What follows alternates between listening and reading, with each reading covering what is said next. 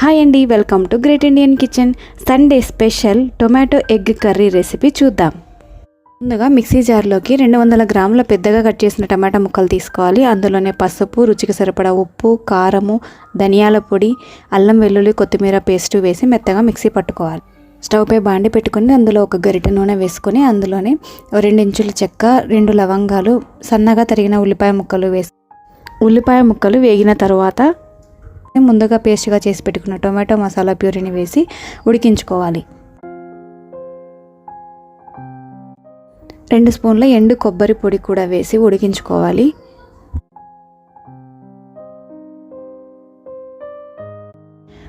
ఉడికించుకున్న ఎగ్స్కి చాక్తో ఇలా ఘాట్లు పెట్టుకోవాలి. ఇలా పెట్టుకోవడం వల్ల ఉప్పు కారం ఎగ్కి బాగా పడుతుంది. ఉడికించుకున్న ఎగ్స్ని ఇలా గ్రేవీలో వేసేసి అలా కలిపేసుకొని ఒక 5 మినిట్స్ అలా ఉడికించేసుకుంటే టొమాటో ఎగ్ కర్రీ రెడీ అయిపోతుంది. చపాతీ, రోటీస్లోకి, కలర్ రైస్లోకి ఇది best combination.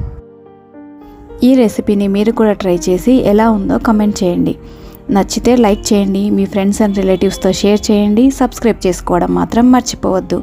Thank you for watching. More power to you all. మళ్ళీ నెక్స్ట్ వీడియోలో కలుద్దాం.